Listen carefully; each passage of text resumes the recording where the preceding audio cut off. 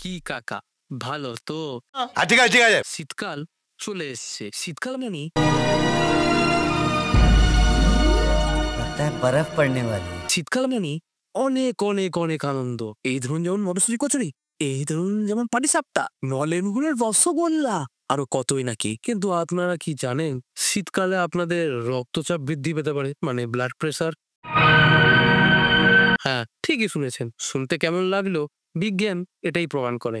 বিষয়টা একটু ব্যাখ্যা করবে? ব্যাপারটা কিন্তু খুবই গুরুত্বপূর্ণ, কারণ বিজ্ঞান এই টেস্টগুলোর মাধ্যমে অনেক কিছু জানতে পেরেছে এই শীতকাল এবং রক্তচাপ বৃদ্ধির সম্পর্কের ব্যাপারে। তাই চলো এই শীতকালের সাথে রক্তচাপ বৃদ্ধির লোকাচুরির সম্পর্কটা জানা যাক।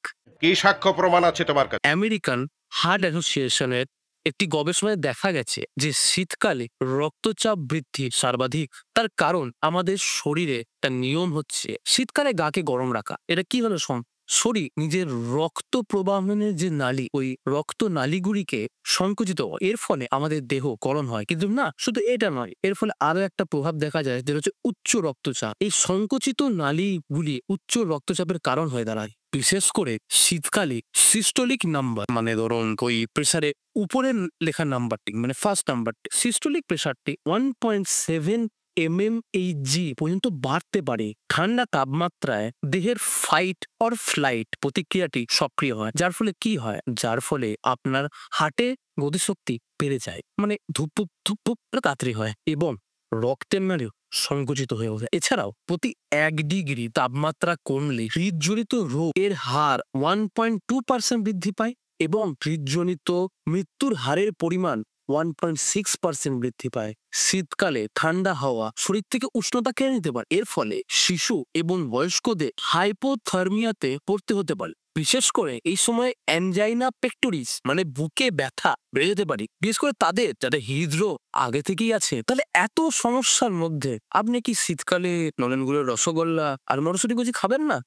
জলি না তেরি ভি জলি না। কেন খাবেন না? আমি আছি, আমি বলতে পারি এইগুলো খেতেও পারেন, সুস্থ থাকতে। কিভাবে আসুন দেখা যাক। গরম জামা কাপড়, যেমন একাধিক লেয়ারের কাপড়, বিশেষ করে বয়স্কদের 2 বা 3 লেয়ারের কাপড় পরার, যাতে গরম ধরে থাকতে পারে তাদের শরীরকে।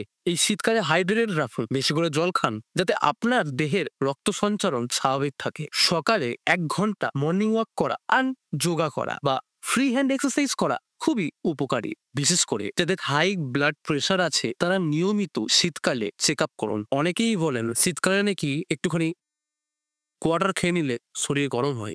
কি অলক্ষণে কাণ্ড গো, কি অলক্ষণে কাণ্ড। কিন্তু না, মদ্যপান আপনার শরীরটাকে আরো বেশি শুষ্ক করে দেয় এবং আপনার রক্তনালীর চাপ ক্রমশ বৃদ্ধি পেতে আপনার শরীরে তাপমাত্রা আরো কমিয়ে দেয়। সুতরাং একদমই না। গরম স্বাস্থ্যকর খাবার খান, যেমন ভেজিটেবল স্যুপ, হার্বাল চা।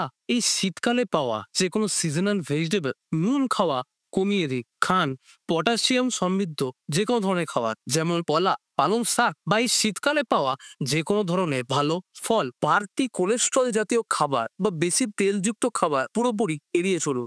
আমার কথার অর্থ হলো বাড়িতে বসে থাকুন, মায়ের হাতের তৈরি খিচুড়ি খান। খিচুড়ি খেলে কি হয় দেখেছেন তো?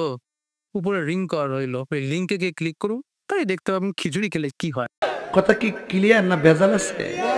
দেখো কাকা, তুমি প্রেসার বাড়ার চক্করে মটরশুঁটি কচুরি কিংবা পাটিসাপটা খাও বা না খাও, অথবা তুমি প্রেসার বাড়ার চক্করে খাটের তলায় কেলিয়ে শুয়ে থাকো বা না থাকো, আমি জানি না।